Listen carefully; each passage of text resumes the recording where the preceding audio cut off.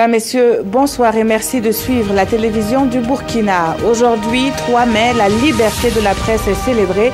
Elle est même réelle au Burkina selon un rapport de Reporters sans frontières qui classe le pays au premier rang de ceux où la liberté de presse est la mieux observée en Afrique francophone. La journée est commémorée sous le signe de la responsabilité des journalistes face aux défis sécuritaires. Pour en parler, nous recevrons dans quelques instants le ministre de la Communication. Lui est allé à la rencontre des gouverneurs des 13 régions du Burkina. La question au centre, comment mettre en œuvre les recommandations issues de l'enquête parlementaire sur le foncier. Le ministre en charge de l'habitat compte sur ses administrateurs régionaux pour apurer le passif reluisant du foncier au Burkina. Et puis, le camp de la MINUSMA à Tombouctou a essuyé une attaque au mortier ce jour aux environs de 13h15. Aucun bilan n'a pour l'heure été établi alors que 8 soldats maliens ont été tués et 4 autres blessés dans une attaque hier mardi 2 mai. Cette attaque a eu lieu dans le centre du pays, dans la région de Ségou. Mais avant, le gouvernement burkinabé peut compter sur l'appui de ses partenaires internationaux. C'est le message porté par le représentant spécial du secrétaire général de l'ONU pour l'Afrique de l'Ouest. Mohamed Ibn Chambas à Kossiam a aussi plaidé pour la mise en place d'un cadre de dialogue entre le gouvernement, l'opposition et la société civile. Voyons cela dans le détail avec Tanga Kafando.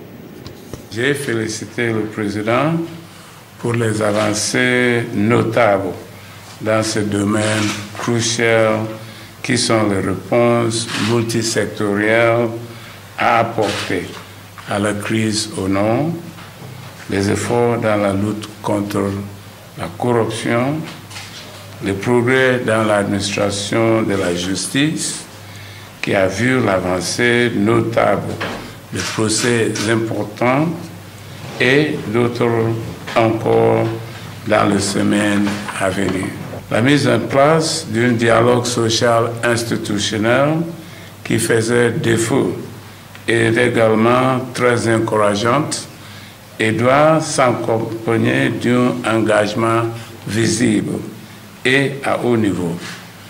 J'ai conscience de contraintes persistantes affectant les conditions de la vie de la population qui ont été héritées des années précédentes. Devant l'urgence, les mesures de soutien annoncées par le Premier ministre doivent être mises en place très rapidement. Le gouvernement peut compter sur l'appui des partenaires internationaux financiers dans son action. Je vais m'entretenir avec la société civile aujourd'hui. Je souhaite qu'elle puisse construire un échange avec le gouvernement pour aider à déterminer les domaines d'intervention prioritaires. Je vais également m'entretenir avec le parti d'opposition. Je l'encourage à rallier la cause de l'intérêt national sur la base d'un dialogue constructif. Et nous restons à Kossiam car on est mercredi, jour de Conseil des ministres. De cette rencontre hebdomadaire, l'on peut retenir le choix porté sur le professeur Michel Filiga Ouagadougou comme commissaire de l'UMOA pour le compte du Burkina. D'autres sujets étaient sur la table de ce Conseil qui promet faire toute la lumière sur ce qu'il convient d'appeler l'affaire des 200 millions manquants dans les caisses du CIAO. Ibrahima Sombier et Zalissa Sanfo. Communication orale à ce Conseil des ministres. Le Conseil informe qu'il a porté son choix sur le professeur Michel Filiga Ouagadougou comme commissaire pour représenter le Burkina Faso au sein de l'UMOA. Et pour juguler le problème sécuritaire, au lieu de 1745 élèves assistants de police à recruter, ce sera 2500. Dans le PNDS, les engagements pris par le chef de l'État, c'est que le ratio de 1 policier pour 1300 habitants passe à 1 policier pour 910 habitants. Donc dans cette obligation-là, il y a un recrutement supplémentaire de 755 autres élèves assistants qui va être mis en place. 200 millions de francs CFA disparus des caisses du CIAO. Le porte-parole du gouvernement rassure que toute la lumière sera faite et la justice aussi. Le gouvernement, notamment le président du Faso, s'est dit extrêmement choqué que cela soit appris par voie de presse. Et il a donc donné instruction à ce que les mesures soient prises pour que toute la chaîne de responsabilité puisse répondre. Il faut rappeler que c'est une situation qui date et que c'est lors du dernier conseil d'administration que les comptes du CAO ont refusé d'être approuvés. Et c'est de cette situation qu'est partie donc les recherches qui ont abouti à ces 200 millions de francs qui auraient donc été dissipés. Pour ce qui est de la procédure, le ministre du Commerce a dit qu'il s'agirait en partie donc de frais de réception, de location, notamment au niveau du site des différents stands, et que les personnes incriminées ont jusqu'au 15 mai pour fournir les preuves de l'usage effectif de ces fonds-là, ou bien de leur réception, ou en tout cas pour se déculpabiliser. Le deuxième cadre de concertation entre les OSC et l'État présidé par le président du Faso est prévu pour ce 23 mai et il se tiendra sous le thème « Cohésion sociale et mise en œuvre du PNDS ». Quelle contribution des OSC? À tout seigneur, tout honneur. Ouvrons à présent une large page consacrée à la célébration de la liberté de la presse. Aujourd'hui, 3 mai, la communauté des médias au Burkina marque une halte pour penser leurs responsabilités sociales face aux défis sécuritaires.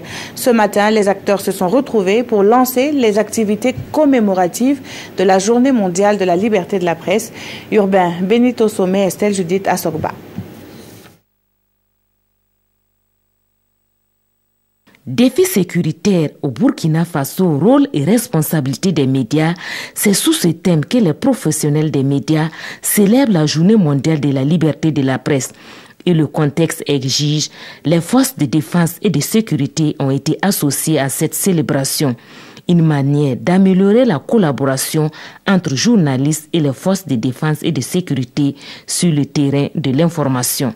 L'amélioration de cette collaboration pourrait certainement contribuer à une mobilisation citoyenne plus forte contre l'idée du terrorisme, mais surtout à un sursaut national pour résister à la menace. La réflexion est d'autant indispensable que nous avons également à faire face aux nouveaux médias, notamment les réseaux sociaux qui ne connaissent pas de limites éthiques et déontologiques. La commémoration de cette journée intervient au moment où l'environnement des médias connaît d'énormes difficultés et il y a lieu ici d'exposer les contraintes qui freinent la vie des médias. En cause, on peut citer entre autres la dette intérieure, notamment les factures impayées de l'État et la faiblesse de l'assiette publicitaire. Quand des médias se ferment, ce sont des espaces de liberté qui se restreignent. Face à toutes ces contraintes, le ministre en charge de la communication a traduit sa volonté d'accompagner les médias pour plus de liberté de la presse au Burkina Faso.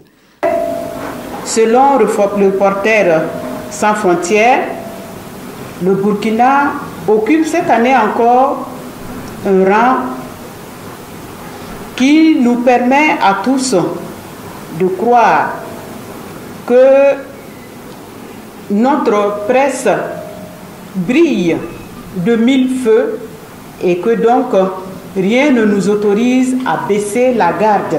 La célébration de cette journée a été l'occasion de lancer le prix de la meilleure journaliste burkinabé et le prix Norbert Zongo du journalisme d'investigation.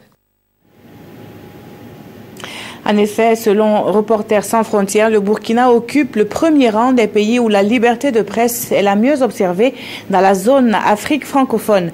Mais au Burkina, comment la presse nationale est-elle perçue? Yacouba Gamene et Ismaël Diloma Sirima ont posé la question aux citoyens ouagalais. Suivez plutôt. Il y a beaucoup de choses. Il y a des situations que des fois, on a envie vraiment que les gars soient directs, quoi. Et par rapport aux écritures, par rapport à ce qu'on regarde à la télé, voilà, mais des fois on ne nous montre pas ça. Et bon, à quelque part, ils trouvent que peut-être c'est des images ou bien c'est des informations qu'il ne faut pas donner. Mais moi je me dis que la vie a fait de telle sorte que vraiment tout ce qui est direct, pour conseiller quelqu'un, il faut vraiment être direct avec la personne. Nous on croit à la presse là parce que c'est à cause de où et nous on gagne les informations. Partout là où tu es à la cité, à 100 informations, tu ne peux pas t'en sortir. C'est à cause de ça que nous on croit à la presse. Mais de l'autre côté aussi, souvent la presse là, ce qui ne nous plaît pas, souvent il y a des trucs aussi qui aussi parlent Et puis nous, on constate que ce n'est pas la vérité. Je crois un peu à la presse parce qu'il faut mesurer les mots. Voilà. Maintenant, ça dépend de quelle presse. Voilà, parce qu'il y a des maisons de presse qui sont effectivement crédibles à nos yeux. Il y a des maisons de presse aussi dont l'information qu'ils donnent après, ça s'avère souvent fausse. Voilà, donc souvent effectivement, c'est l'occasion effectivement pour moi de dire aux journalistes de bien traiter l'information avant de faire passer quoi. Avec en tout cas 2 jours là, l'histoire de l'insécurité qui est là, je trouve qu'effectivement c'est mieux de traiter l'information, de bien voir avant de faire sortir quoi. Parce que les mots aussi disent que l'eau qui est versée, on ne peut plus le ramasser. De plus en plus, aujourd'hui, on voit dans la presse privée des informations qui ne sont pas du tout véridiques, des informations qui ne sont pas traitées avec objectivité, des informations derrière laquelle on voit l'intention de vendre, donc ce qui n'est pas du tout bien à valoriser le journalisme dans notre pays. Monsieur le ministre, bonsoir. Bonsoir Peggy. Alors, la commémoration de ce 3 mai au Burkina, on l'a dit, pose la responsabilité du journaliste face aux défis sécuritaires. Est-ce que la liberté de la presse s'arrête lorsqu'on parle de terrorisme? Je voudrais, si vous le permettez, pouvoir d'abord souhaiter une bonne fête aux journalistes et surtout affirmer l'engagement du gouvernement à accompagner la presse parce que la liberté d'expression dans notre pays a été chèrement acquise. Certains y ont laissé leur vie, d'autres y ont laissé leur santé. Et nous avons aujourd'hui à construire ensemble la pérennité de cet espace-là. Pour revenir à votre question, je pense que il y a véritablement, c'est pas un dilemme, vous savez, mais c'est une responsabilité sociale.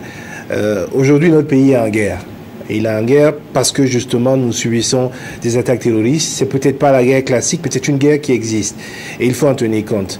Vous devez peut-être remarquer que depuis 2 années, nos forces de défense et de sécurité n'ont jamais été autant sollicitées en termes de présence, en termes de déploiement, en termes de constance dans la surveillance qu'elles apportent à notre pays. Donc il y a une guerre. Et à ce niveau-là, le journaliste doit faire son travail.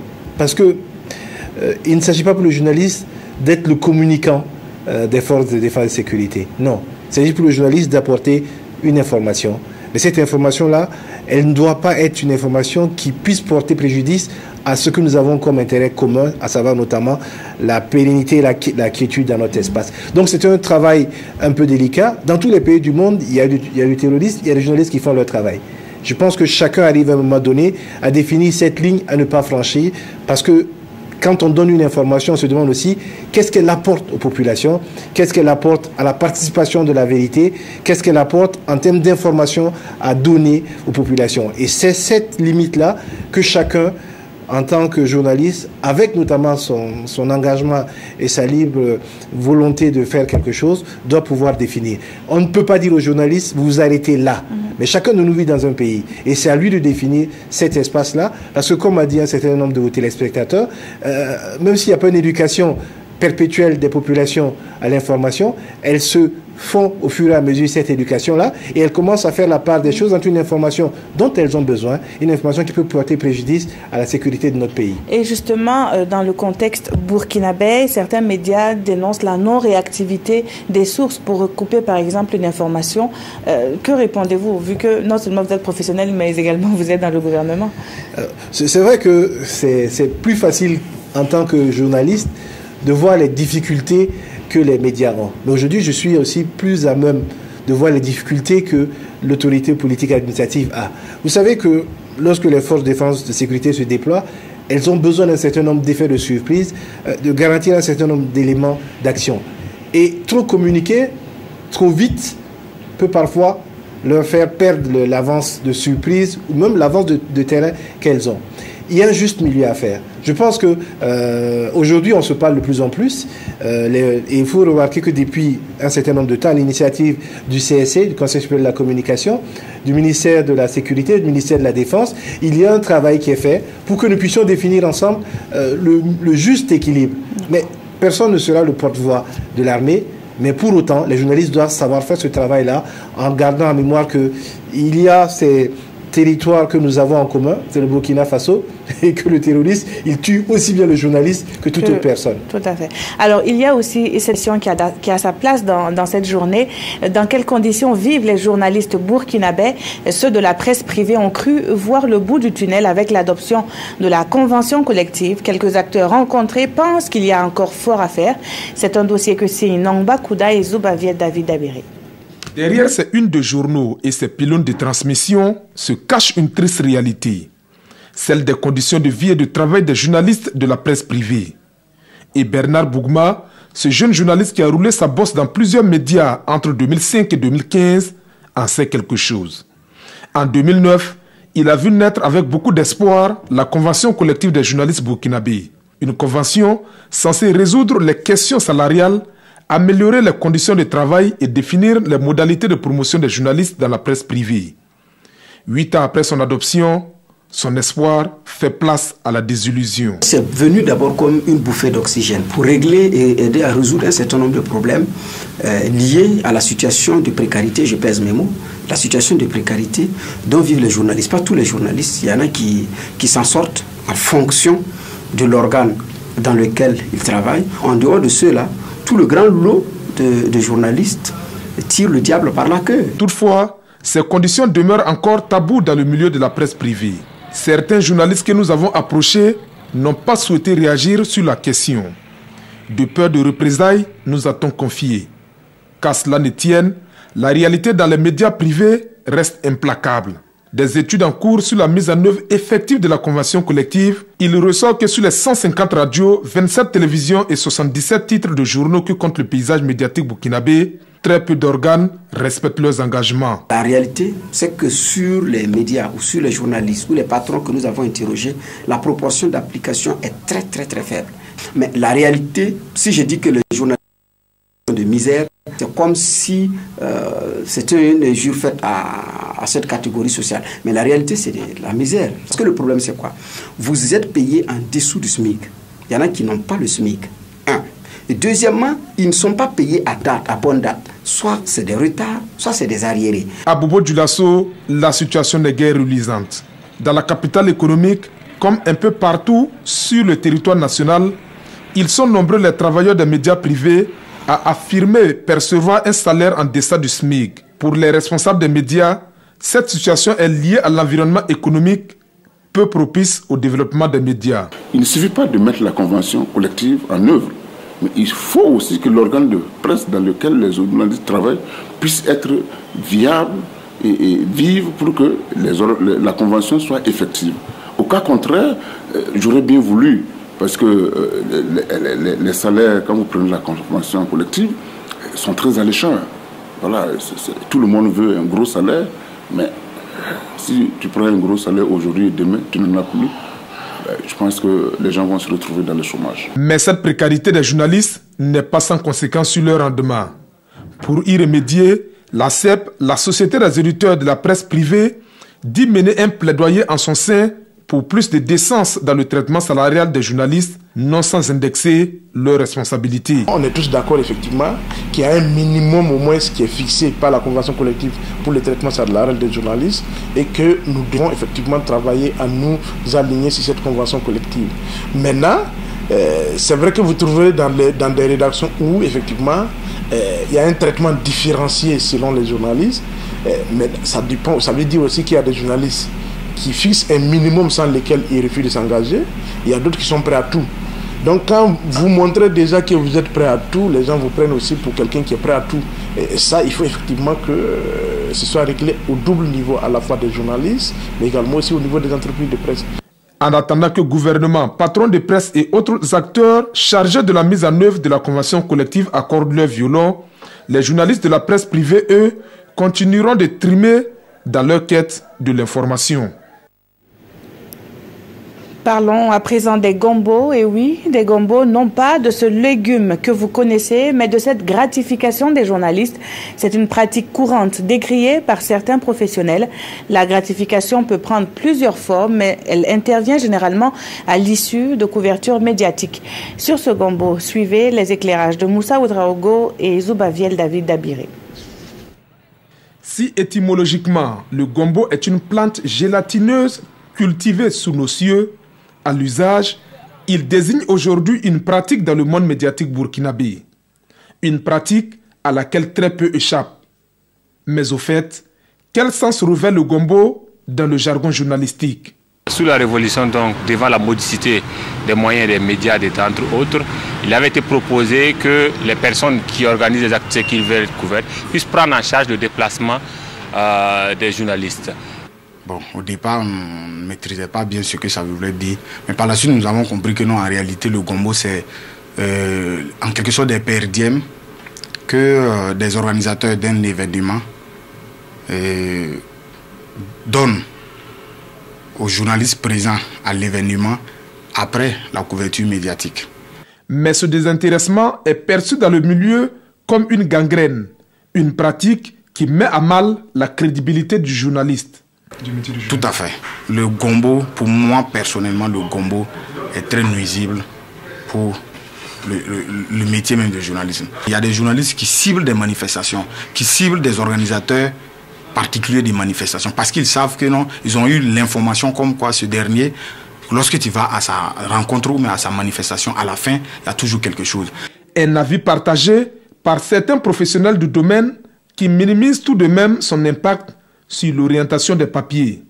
Le gombo serait donc une source de motivation pour les journalistes, loin d'une réelle volonté de corruption. Quelquefois, ces organisateurs se communiquent là, se fourvoient sur le pouvoir du gombo. Parce que vous avez un journaliste qui vient sur le terrain, ce n'est pas les 5 000 francs ou 10 000 francs qui peut faire influencer son papier. Parce qu'il a de toute façon un canevas qui va lui dicter lorsqu'il va repartir à sa rédaction.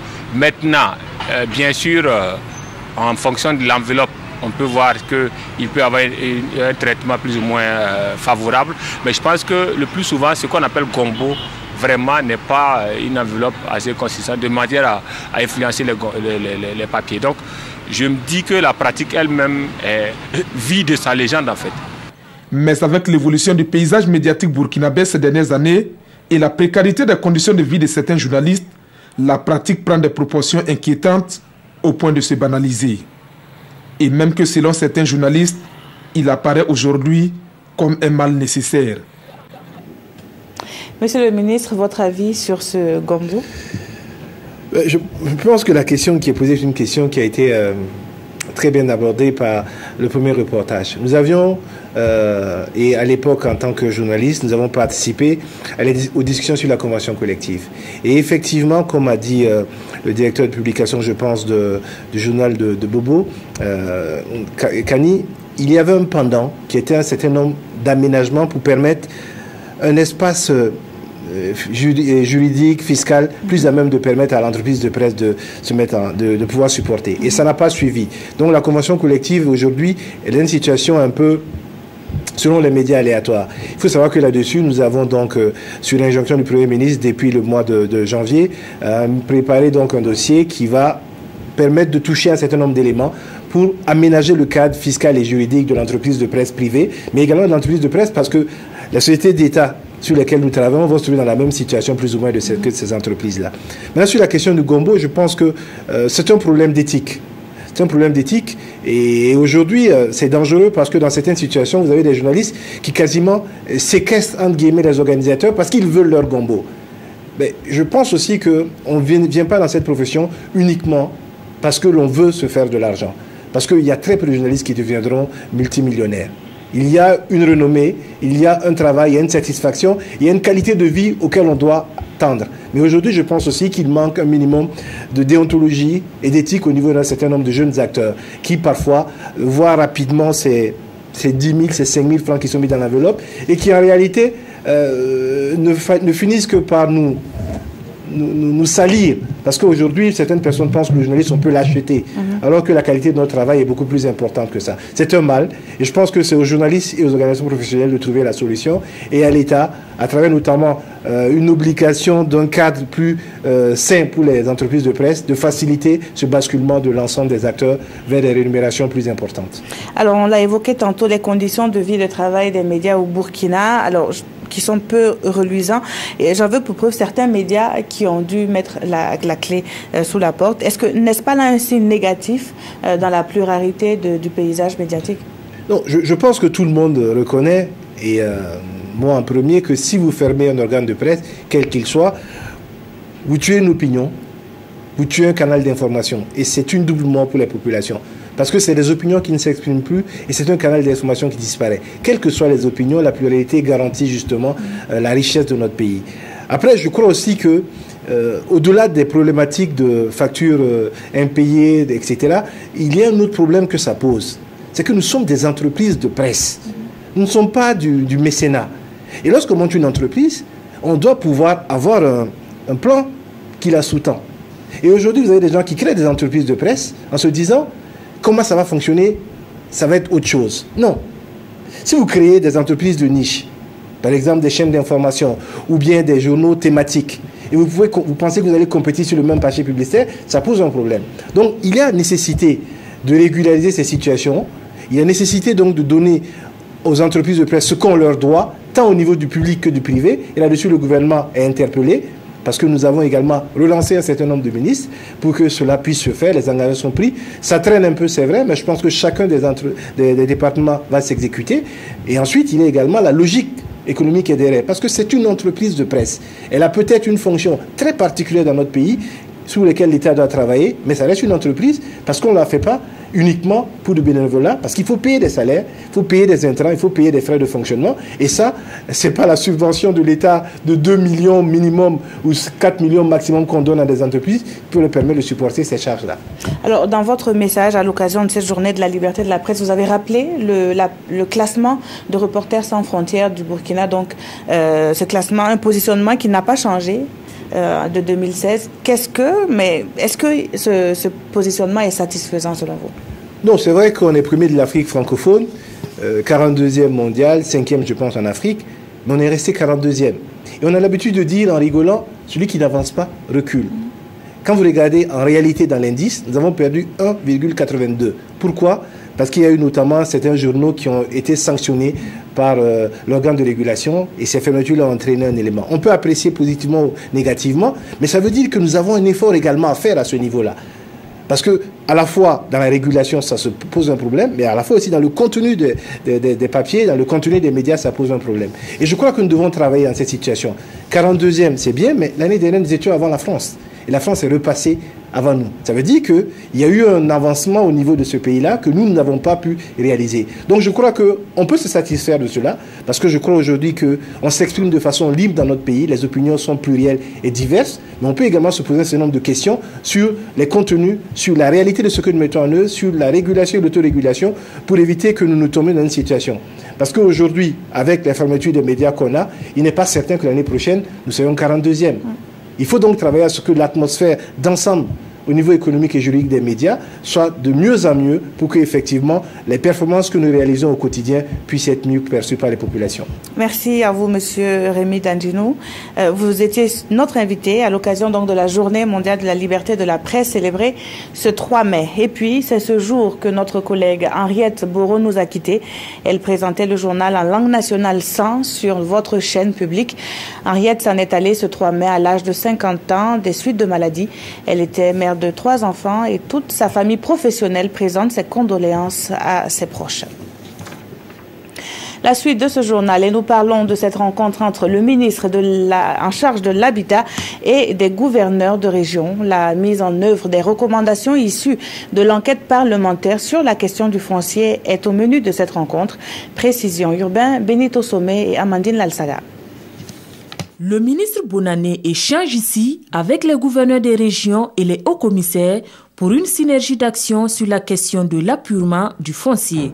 Et cela suite à une enquête parlementaire sur la question. La commission d'enquête parlementaire qui a fait un travail appréciable a transmis à travers l'Assemblée nationale son rapport au gouvernement. Le gouvernement a examiné le rapport, a pris un certain nombre de décisions, notamment la mise en place d'une commission interministérielle qui se chargera donc de conduire le processus d'appurement du foncier avec un délai de 6 mois. En clair, Les parcelles acquises de manière frauduleuse dans les différents lotissements seront simplement retirées, selon le ministre de l'Urbanisme. Il appelle par ailleurs les populations des localités concernées à une franche collaboration. Nous allons avoir une campagne médiatique pour les inviter à participer à ces travaux en communiquant beaucoup avec les commissions sur le plan des informations, sur le plan de toutes les dérives qu'on a pu connaître dans ces différentes localités au cours des années passées. Les gouverneurs des régions ont été invités à plus de rigueur dans le traitement de la question de l'appurement du foncier.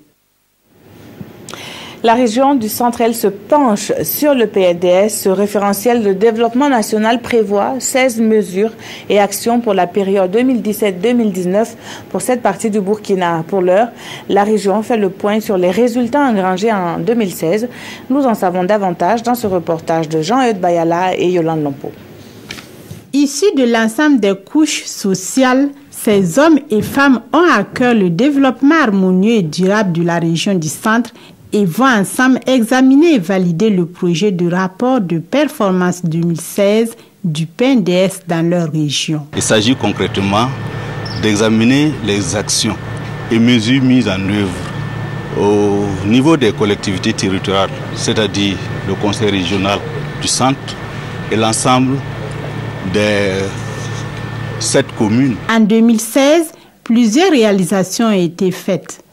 Il est question pour la présente session du cadre de concertation de la région du Centre de s'accorder sur les actions et mesures à prendre sur la période 2017-2019. Pour les programmations 2017-2019, les collectivités ont programmé 16 mesures et actions à hauteur de 95 milliards. Outre la région du Centre, les 12 autres se prêteront au même exercice. Le point à présent sur ce coup de filet de l'unité antidrogue de la police nationale. Elle a saisi 718 kg de cannabis tout en démantelant un réseau de trafiquants de ce stupéfiant. L'enquête à court a permis d'interpeller 3 personnes. Plus de précisions avec Issa Kafando, Mariam Dao et Vincent Kenrobeogo. 718 kg de cannabis, c'est la quantité de drogue saisie par l'unité antidrogue de la police nationale dans la nuit du 25 au 26 avril dernier à Ouagadougou. 3 présumés délinquants sont aux arrêts. Il s'agit d'un nommé Kofi Agyekoum, présumé trafiquant de cannabis de nationalité étrangère, âgé de 33 ans. Dipama Lassane, transporteur burkinabé, âgé de 32 ans. Bonkoumou Mahamadou, burkinabé et magasinier dans une autogare au quartier Kamsanrin de la ville de Ouagadougou, âgé de 31 ans. Ces plaquettes conditionnées sous forme de balles de friperie étaient en transit au Burkina Faso. La valeur de ces stupéfiants est estimée entre 45 et 50 millions de francs CFA. Le modus operandi était le suivant. Le nommé Kofi achète la marchandise, je veux dire la drogue, dans une ville d'un pays voisin, avec l'aide de son fournisseur, également de nationalité étrangère. Le produit conditionné sous forme de balles de friperie est transporté jusqu'à Ouagadougou. La drogue qui est destinée à une autre ville étrangère est déchargée nuitamment dans une autogare sise au quartier Kamsanrin de la ville de Ouagadougou. Un compte rendu de l'enquête a été fait au parquet et toutes les personnes impliquées dans cette affaire seront présentées à Madame le procureur du Faso près du tribunal de grande instance de Ouagadougou. Cette saisie a été possible grâce à une information reçue le 10 janvier 2017 selon la police. Et l'unité antidrogue invite la population à plus de collaboration en appelant les numéros verts le 16 ou le 17 ou encore le 10-10. Selon un communiqué de la mission de l'ONU au Mali, le camp de la MINUSMA à Tombouctou a été attaqué, faisant au moins 1 mort et 9 casques bleus blessés. Cette attaque au mortier ou à la roquette a été lancée contre le camp ce jour à 13h15 précise, le communiqué. Et selon l'armée burkinabé, le bataillon burkinabé qui se trouve également dans ce camp n'a pas été touché. Hier 2 mai, par contre, un convoi de l'armée malienne a été attaqué dans la région de Ségou. Un bilan provisoire fait état de 8 soldats tués et 4 autres blessés. Le convoi serait tombé dans une embuscade entre les localités de Diabali et de Nampala, au nord de la capitale Bamako. En cette journée mondiale de la liberté de la presse, les quotidiens évoquent le classement des pays en la matière. La crise au sein du Haut Conseil pour la réconciliation et l'unité nationale est également abordée dans vos journaux. La revue est signée Vincent Kendrebego. Le Haut Conseil pour la réconciliation et l'unité nationale en crise, selon l'observateur Palga. Le journal nous apprend que 16 des 20 conseillers du Ashkroun ont signé une pétition remettant en cause le leadership du président Benoît Kambou. Les griefs retenus contre lui sont entre autres l'absence de résultats concrets pour la satisfaction des attentes du peuple sur le chemin de la réconciliation, absence de planification et de rapport d'activité après 1 an de fonctionnement. Selon le journal, un comité de sages est mis en place depuis hier pour une sortie de crise au Ashkroun. La réconciliation nationale en otage, titre l'Express du Faso. Pour ce journal, ces turbulences donnent plus d'entrain à la CODER qui mène le même combat que le Ashkroun. Même si elle est critiquée, cette coalition politique a le mérite d'exister, affirme l'Express. Le Burkina Faso, premier en Afrique francophone et 42e au classement mondial en matière de liberté de presse, aujourd'hui au Faso s'en félicite. Depuis 2014, selon le journal, la presse burkinabé a fait dans l'objectivité, la pondération et la responsabilité sociale, nonobstant quelques dérapages. C'est un rang honorable, ajoute le pays qui, comme aujourd'hui au Faso, déplore tout de même les dettes de l'État qui ont eu pour conséquence la disparition de certains titres. Un pays pauvre qui se paie le luxe de dévancer même les États-Unis, classé 44e, commente l'observateur Palga. Mais un contexte nouveau se présente aux médias burkinabés avec le terrorisme qui veut lui aussi se servir de la presse. Et le défi est de savoir désormais dans quelle encre tremper sa plume, conclut l'Obs. Voilà qui met fin à cette édition unique du journal. Merci de l'avoir suivi. Très bonne suite de programme sur la télévision du Burkina.